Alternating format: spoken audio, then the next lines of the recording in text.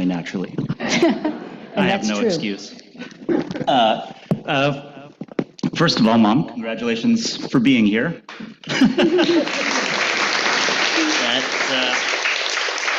At certain points in our life, that's an accomplishment in itself, so good job. But really, congratulations on the book, which I loved. Thought it was a great book. Excited for you all to read it. I thought that I've known a lot about this book. I've watched it develop over the years, and I knew that even if it was just a historical record, or if it was just a translation and a compilation of the letters and diary entries from your parents, that it would be an important book. But I only read it last week in its entirety, and I wasn't expecting it to be so nuanced and multi-layered, suspenseful. That was a big shock for me. It's very entertaining, very suspenseful, very personal.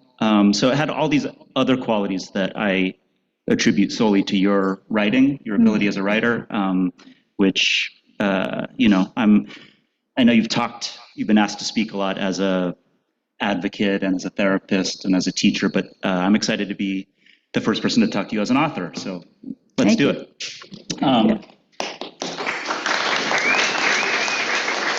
He might be saying he didn't know I could do it. Yeah. It's amazing. I mean, how long have you been working on the writing? Started 2004. Yeah, so 20 years. 20 years, and I would say that you can see every one of those years work in this book. It's not a book that could have been written faster, and it's very carefully, thoughtfully written. Let's see. I don't want to go too much into the specifics of the story because I want people to experience it as you unveil it, and I think that's part of the joy of the book. But I want to talk to you about the book. First, I guess I should apologize because according to the book, I almost inhibited you from creating the book in a way. I have one small appearance in the book, and Really? Yeah. Do you remember what that is? No. In DC? No. Oh, okay. Well, I'm on a lot of medication too, by the way. She describes a moment that was sort of the start of this journey when we were in Washington, D.C., and we saw an exhibit. Oh, that's right. Where she saw a photo of her father that she hadn't seen before. But I'm described as being this disaffected teenager who just wants to go to comic book stores and get out of the boring museum and kind of, Yeah, and that photo is on the back of the book. Oh, it is? I don't have the real one. Let's see. Oh, it's inside back cover. Inside back cover and of my papers. father. Yeah, so we saw that. So was that the starting point for what is now the book? Yeah, it actually was. Because I recognized my father immediately, but had no idea that he had been put in the Tule Lake jail. And in that moment, I realized that there was so little I knew about what my family experience was. And so that was the start, really. That was 1988. Yeah. Because we'd been living in Europe and came back and stopped there because it was the year of redress. And so I wanted to go to the Smithsonian to see that exhibit and turned the corner and saw this large photo of my dad. As a therapist, I never thought of myself as a researcher, but I felt like I needed to dig deep to find out what was the story first about my dad, but about the rest of us and what happened. So when I came back, I contacted friends, including Karen and Ken Akahoshi, who are here from San Jose, and said, we need to get together and talk about what little pieces each of us has about our family, and maybe we could weave together a story to better understand what our parents went through. So that was the beginning. Yeah. And I know that there was a real evolution to this book over the course of its creation. And can you talk a little bit about that? That it was at one point going to mostly, it still is built around a correspondence from my grandparents when they were separated. But there was some talk originally of it just being that. Right, that, I never thought of myself as an author. I was a professor at Cal State Sacramento and thought it would be valuable and important for people to have first-person account. And I had discovered my mother's diaries that she started the day she was married. I don't know what she was doing writing in her diary in the day she was married, but and all the way through camp. And then I found my father's haiku journals that he wrote while my parents were separated into 2 different prison camps. And so I thought, wow, this is the first time I've ever been able to read what they ate every day, what was going on from a prisoner's point of view, rather than some scholar reading the historical events and then narrating it. So I had decided that I would compile all of this with the help of a translator, because my parents were Kibei and they wrote mostly in Japanese, that it would be source material for other people's writings and research.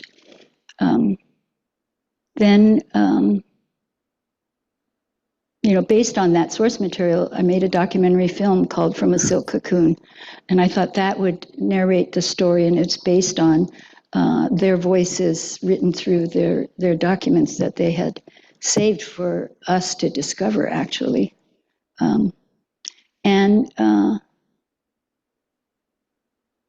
I think moving to Berkeley, finding Heyday Press. Where's Emmerich? Are you here? Raise your hand high so people could know. Yeah, Emmerich was the editor that worked with me for 5 years. He was 25 years old when I met him. And now he's an old man.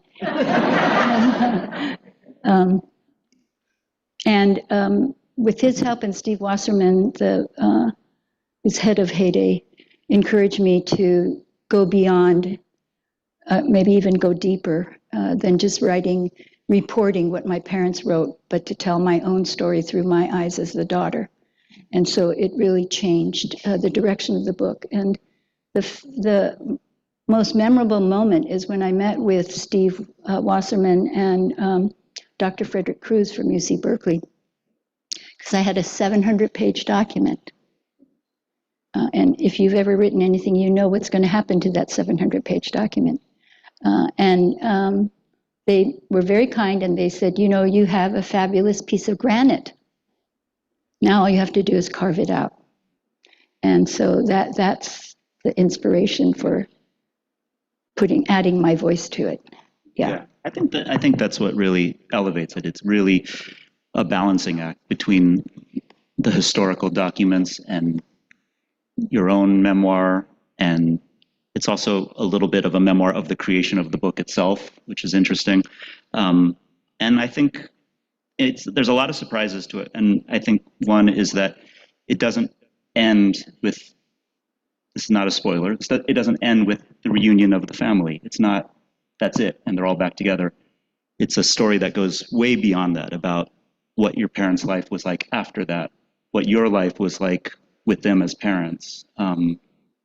I think that's the part that really, no one else could have written. That was absolutely, your story, their story, beyond what they could write to each other. I have to tell you, too, is that I consider Adrian one of my harshest critics. So when he called me up and he said, your book is great, actually, he texted me with capital GREAT. I was like, phew. Not many people get that. No. Right. All his children are nodding. Well, they know that I know a lot of authors, and there's a lot of carefully composed responses. And let's see. I know we only have a little bit of time, so I want to get to all this. One of the things that I said earlier was that it was kind of a nail biter, which I don't think anyone would expect from this book. But there's a section of it that becomes extremely riveting, I would say. And you know what I'm talking about. And I felt like it was sort of like something that all parents go through on a daily basis, about trying to negotiate plans but at the highest possible level of stakes. Basically, well, you should talk about what that is. About their back and forth about deciding. Right. Isn't that a spoiler? But yeah. You don't have to say what the resolution was. Okay. But well, I think it was a nail biter for me, even though I knew how the story progressed. Yeah, me too. But reading the letters that went back and forth, they were highly censored letters. You know, the censors cut with their razors big chunks of their letters. So my father's in Bismarck, North Dakota. My mother is in Tule Lake with the 2 children. She's left behind. And there's talk that the men are going to get on the ship and go back without their families. They're going to be deported. My mother had no idea what was going to happen to her and to the children, to war-torn Japan. So even as I was working with the translator, it was torturous to work through this translation to finally get to the resolution, because they had to every day, with rumors as a basis of fact for them, make decisions that would alter our lives forever. Yeah. I mean, a lot of it comes down to where is the least dangerous place to raise their children. Yeah. It's not even a political issue. It's saying, we heard that kids are starving in Japan now.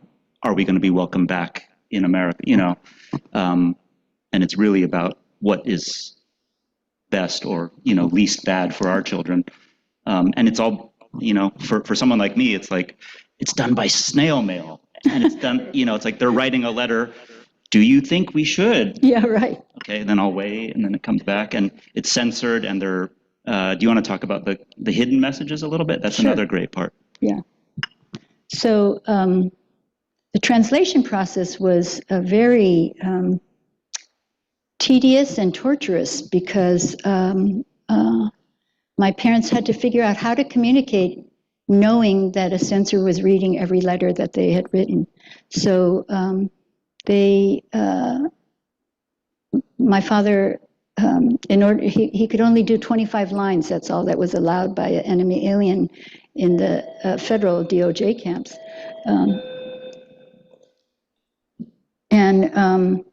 So my father would use very complex kanji, Chinese characters, so that he could shorten his messages. And so there were some old Chinese characters there that the translator had to write to her grandmother to ask her to translate what those kanji meant.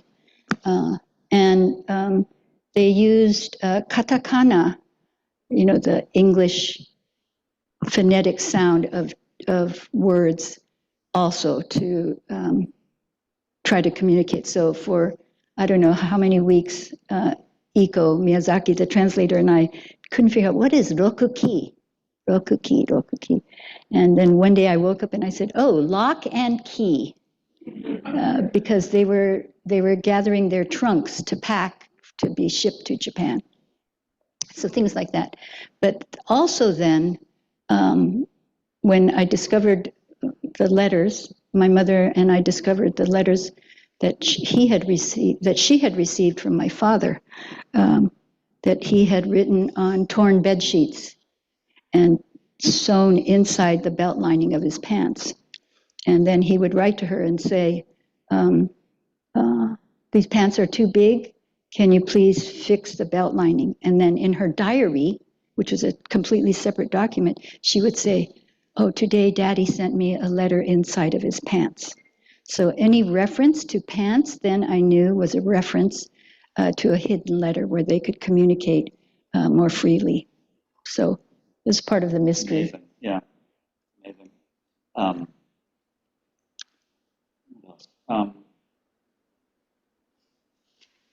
Okay, let's see, how are we doing for time? This is, let's do this. One of the things that I loved about the book and the story is that it's a different take on all this material than I think we've ever seen before. And I think it's a different way to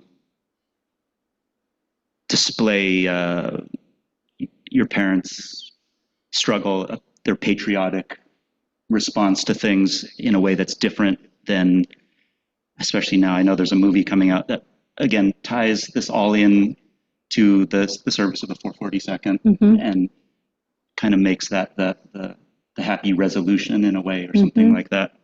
And so I thought this was a new wrinkle, a new take on it to show that that wasn't the path of everybody who was involved in this. And so, you know, one of the inspirations for me is going to the Tule Lake pilgrimage and being with people like Barbara Takei, who had done deep research into what happened at Tule Lake. And she's the one that really taught me about how to look at what happened at Tule Lake and the people who answered no to the loyalty questionnaire, not as someone of free will able to decide whether they're going to be loyal to the country that has imprisoned them. But the story that happens through these letters and things that my mother would say from time to time was that their incarceration in some ways radicalized them. Really, they lost hope in America because they had small children. My mother would say, I don't want them to be Americans because they have a Japanese face. So this is the word of a mother. You know, my parents were not extraordinary people. They were everyday people who had to go through this torturous process, and in that process, trying to protect their children. And so there's this switch that happens. One day they are saying that they donated to the Red Cross. They were part of the civilian defense team when Japan bombed Pearl Harbor. And then, you know, a couple years later, they're worried about the kamikaze pilots who are sacrificing their lives. So I think if there's anything that comes out of this book that has a lasting impact, may not be my family's story, but it will be the story of the people who stood up for the Constitution of the United States, who stood up to what they believed in was right, who stood up for what true loyalty was about, loyalty to family, loyalty to what was right rather than the oppressive government based on racism and economic gain, were able to stay clear about what they needed to do to protect their children. Well, I think that's a big part of the book too, that maybe people won't see coming when they start reading it, is that it doesn't end with sort of that was a chapter in history and now it's over, and it doesn't end with bitterness or like just a condemnation. It takes this turn into a topic that I know is very important to you now, of solidarity, of talking about what all of that can lead to in the present day. And I thought that was the real takeaway in a lot of ways about the idea of sticking your neck out for other people in a way that no one did for you or your parents, and especially now to do so in situations that are complex and controversial and they're very heated, but yeah, the idea of thinking about others rather than just what your family endured, and what positive can come of that now. Yeah, I think that part of the book I couldn't have written when I started the book. It wasn't part of the plan. Right. It just evolved over time, so that when Carl Takei, who's here, the ACLU attorney at the time, called me up and said, there are children at the border that are being separated from their parents and put into prison camps, and would you come and do assessment to identify, what is happening to these children. So, so I pretended to be a part of a religious group that was the only group that was allowed to go inside these detention facilities, and I had firsthand opportunity to talk to these mothers and the babies in arms that had crossed continents to get to the United States, hoping for protection, only to be thrown into cement cells and then indefinitely detained, which is a form of torture. And realized that as I looked into the face of some of these children, I saw my brother's face, I saw my face. And I felt like this injustice of using incarceration as a solution, it's not a solution. And if we don't work across communities and with and on behalf of each other, the solution is going to continue. So we have to step outside of our historical trauma and make use of that. We have leverage as people who suffered that trauma to use our voices to stand up for people who are being imprisoned unjustly today. And I can't believe we're having this conversation. I know. Well, then, as time's running out, I'm going to move into a few more, slightly more personal ones. For me, this book is full of surprises, but one of the biggest ones, we've talked about this already, was on page 147. Do you want to read this one diary entry from your mom and maybe explain why that would blow my mind? This one? This one? Yeah. Wednesday, August 23rd, 1944, hot. Fresh spinach from our own garden helps Kiyoshi very much. That's my brother. Right there. Gave some to other mothers too because their children are lacking fresh greens. Mr. and Mrs. Tomine visited us with their baby. Okay, now explain why that would blow my mind. Because that baby was the man that I was to marry and is their father. Yeah. So as infants, Their grandfather. Their grandfather. Yeah, so that was a story I never knew. And was, I feel like you kept that in there for me and Dylan to find because it's not gonna resonate with anybody else. But I was sitting on the bed and I went, what? That was amazing. I don't know if Dad even knew that. Yeah, he did. Did he know that? Okay.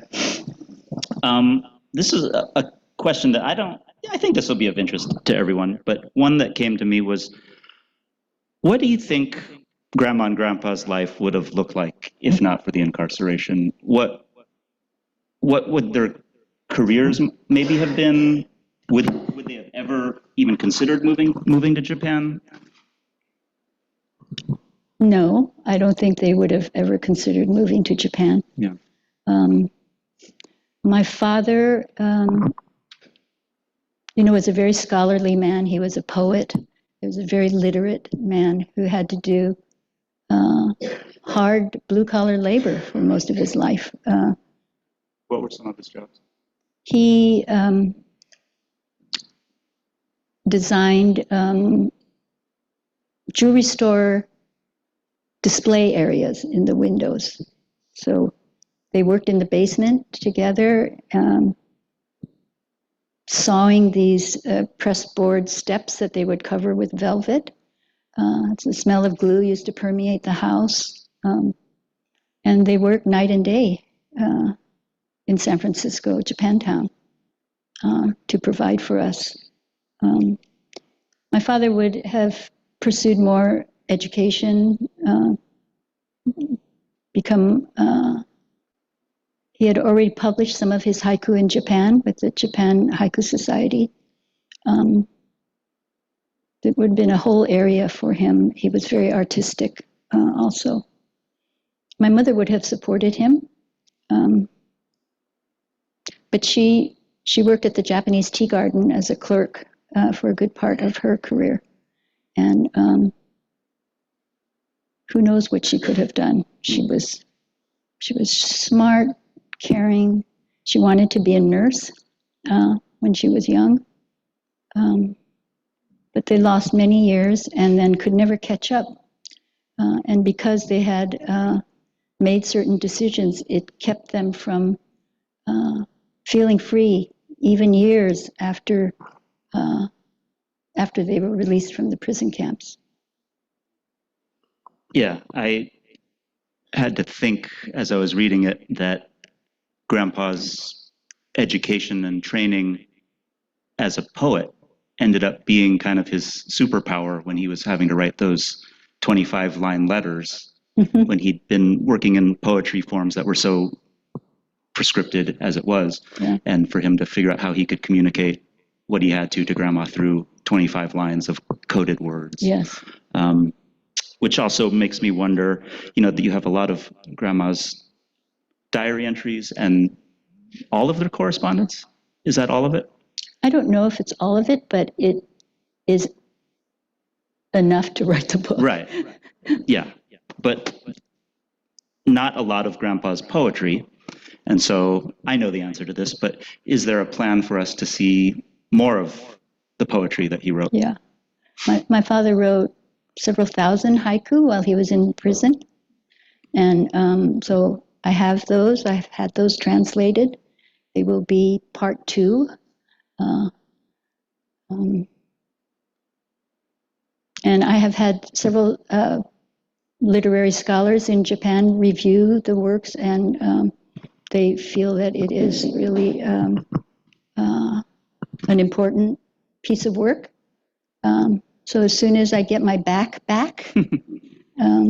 that's my plan, is to find a publisher and get it in front of the eyes of people who it would make a difference to.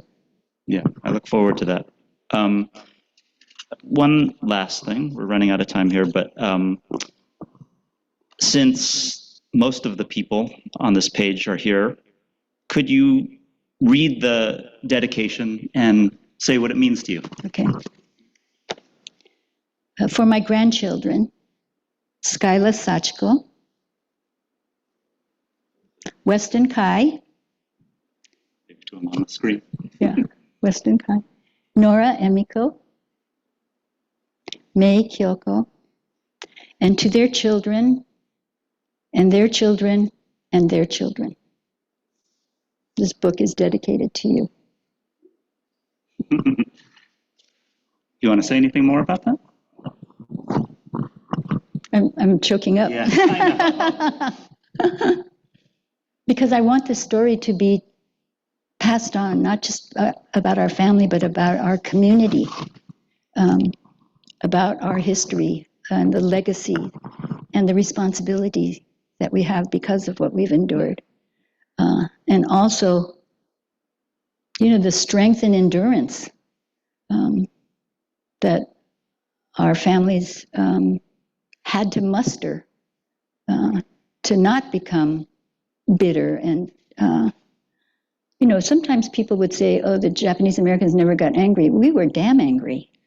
But we have converted that anger in positive ways, and for the most part.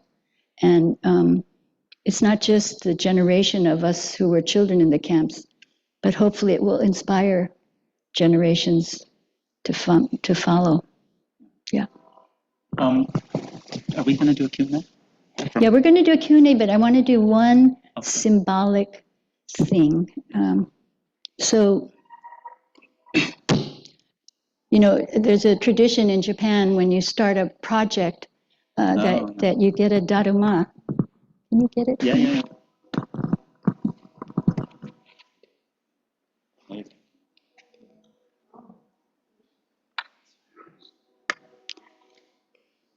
Can I hand this to you? You can. Yeah. Yeah. But Explain what we're doing. okay, so it is a papier-mâché replica of a Buddhist monk who was determined to become enlightened. And so he sat in a meditative position for so long he lost the use of his legs, which I don't even want to think about for myself. But and so the story goes 7 times down, 8 times up, that you persevere. And so when someone starts a project, they paint in one eye, and when they complete a project, they get to paint in the next eye. So I want to invite Emmerich, my actually very beloved editor, to come up and help me paint the second eye.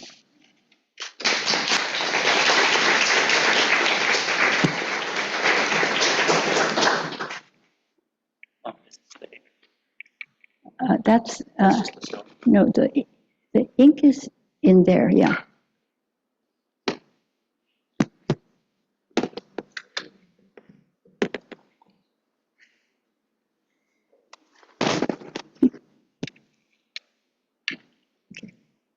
Wrapped in something? No.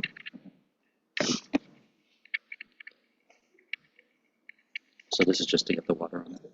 No, don't do that in here. Just use that. So you can see the Suzuki when you come up here. I'm pretty sure it was found in camp.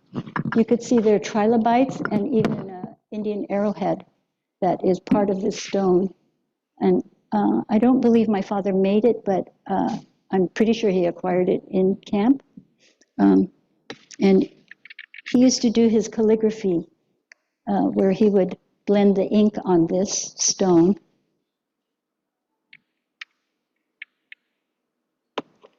So I'm using one of his brushes that he used. And I'm going to start it. My hand's shaky. It's going to leak. It's too wet. That's all right. Okay, do another. Right. And then I'm going to have Emmerich add to it.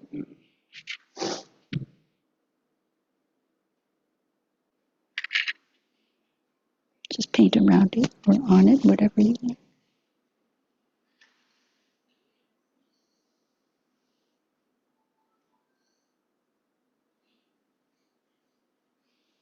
Okay. We'll darken it with Sharpie. And I'm going to have Adrian do the last part. Oh, okay. Let's represent the family and friends. Okay, thank you.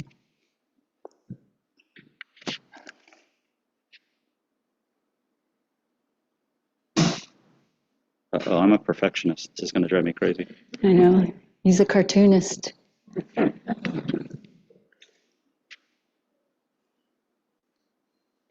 Be done in a couple hours. Is that all right? Okay. Thank you. Thank you. Thank you. I'll ask some questions. Yeah. Okay. Well, we'll take a few questions if anybody wants to raise their hand, and I'll. Oh, I think we have. We have a mic too. Does any? Okay, right here. Hi, Satsuki. Thank you very much. So how did the censors, if this is written in Japanese, how did the censors figure out what to cut? Okay, so Dr. Louis Fisset, F-I-S-E-T, has written a book about censorship in the camps. So I studied his book, and he discovered a document that listed for the censors things that they had. So any movement of people, like from one camp to another, any criticism of the administration, any names of leaders, particularly protest leaders, and there were several others, but those are the 3 that stand out. So the censors were people who could read Japanese. So some of them were Kibes, some of them were Korean censors. And they had to stamp their number at the bottom of every page that they censored. So I did some research and actually found the name of the person who censored my parents' letter, and found that I lived in Sacramento at that time, found that that person lived not far away from me. And I thought, okay, I'm going to call that person. I'm going to knock on their door. And then I thought better of it, because who knows, the winds of fate. I might have volunteered to do that if I thought it would save my kids any more suffering, and decided against it.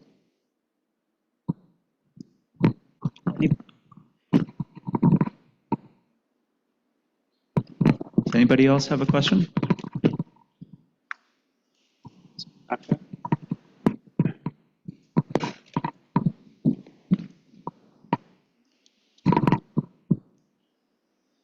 Satsuki, you said that you were quite angry about the incarceration. When you wrote the book, your book, did the texture and feel of your anger change at all?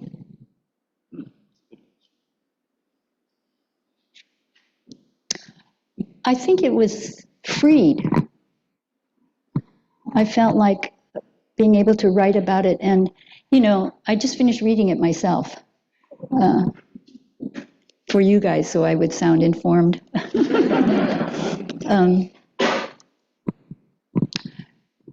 There's one theme that I found was repetitive, and maybe it wasn't noticeable to the reader, but I felt like I punctuated that book with my anger by not using the word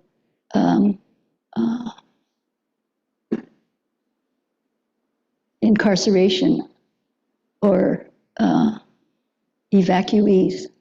I wanted to call it prison, and I wanted to call the people that were captured in there prisoners. So there are ways like that, and I wanted to reveal documents that showed the way in which the administration viewed the Japanese people as despicable. I wanted to show where I could the ways in which the administration dehumanized us. So in that way, I felt freed, that the anger could be expressed in that way. Yeah.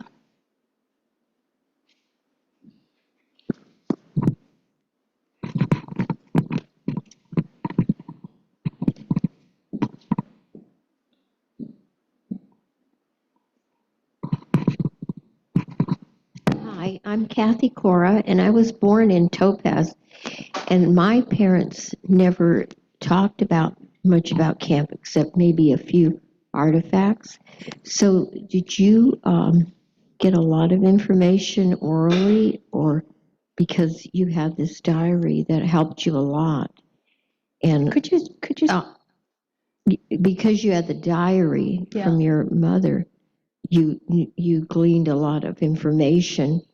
And a lot of the information I get from other people's experience, so I didn't know very much at all. So I thank you for writing this book. And I came here thinking, oh, I'm going to hear some more sad stories, but to me it's worth it, and I'm very grateful. But did you get any oral information? Did they talk to you about camp at all, in verbally, about the experience? I could say, thank you for your question. I don't think my father spoke one sentence about his experience in prison camp. My mother would give us bits and pieces over time. But see, that's the nature of trauma, especially collective trauma. When your whole community, everybody you know, everybody that you're related to is all incarcerated, there's this I don't know, I call it kind of congealed trauma that begs people to not talk about it. The definition of trauma is so overwhelming that people can't cope with it. And so they compartmentalize the experience. And in doing that, sometimes, they forget. They put it away somewhere. And for most of the people, it never gets unlocked. So the fact that they recorded, that's why I went to first-person accounts, anything I could find in the literature, other diaries, other letters. So to me, this was a treasure trove of information. And I remember at a Tule Lake pilgrimage, after I made the film about this story, a young man, he might have been in his 20s, stood up and he said, thank you for sharing this story because, my grandparents are gone, my parents are gone, and the only way I'll ever hear about their lives in the prison camp is through these recorded books, films, stories that have been passed on. So if you have these, get them out, share them, even, community gatherings. These are gems that will help us continue to weave our stories together. And in doing so, our community heals. When the stories that have been suppressed are known and shared and talked about openly, then we're not hiding or compartmentalizing or trying to distance ourselves. We're embracing the story as part of who we are. And so if you have even one letter, share that. Let other people know about the stories that are part of your family. Oh, should we take one There's more? one more. My name is Keiko Yamamoto, and I was wondering if you had any thoughts about those who self-evacuated. Any thoughts about it? Yeah, what are your feelings?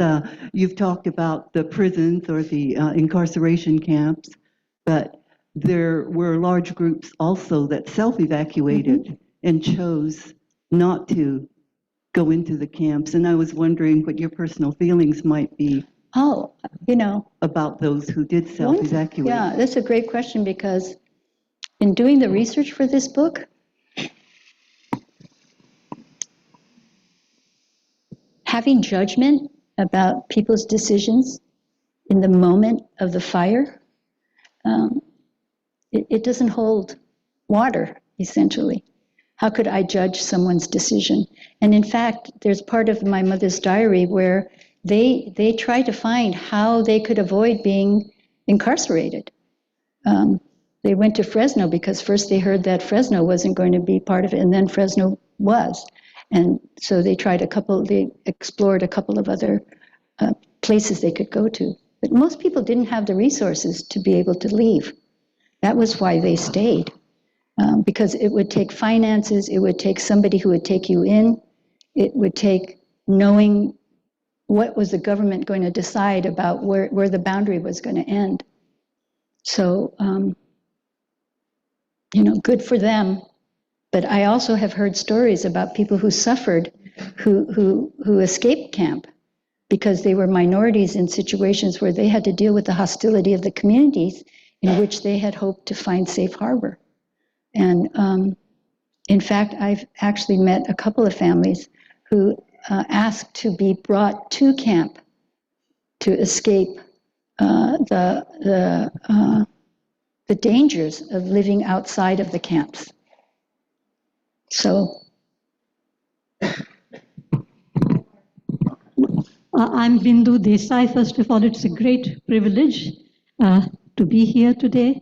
I co-discovered you on Democracy Now! Some years ago at the demonstration at Fort Sill. Yes. And I said, oh my gosh, who is this woman? And then went from there. I have a two-part question. The first is that you have mentioned children. And I find it hard not to think that while we have been meeting, how many children have died in Gaza?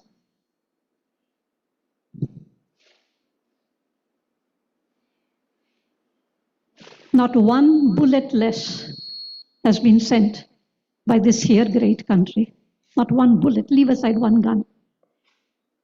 The second question is, how much I come from India. I prefer to call it the Indian subcontinent because I want to have very little to do with the present government of India. But India's future in the last 80 or 90 years was decided by dead white men who drew these lines, the Radcliffe line, the McMahon line, there's one more, and the Durand line. And I was not aware, and I'm reasonably well read. You might have heard of Amritsar, where the massacre at Jallianwala Bagh, if you've seen the film Gandhi. Amritsar was 55% Muslim. Lahore, now in Pakistan, was 45% Hindu and Sikh. There is not a single one of either faith living in either city. And you talk of memory, again, the parents, often the only word in English that the 11 million people who migrated across the borders knew was partition. And just as happened with the Japanese-American experience, the parents didn't want their children to know, but now the grandchildren, there's a museum of memory in Amritsar.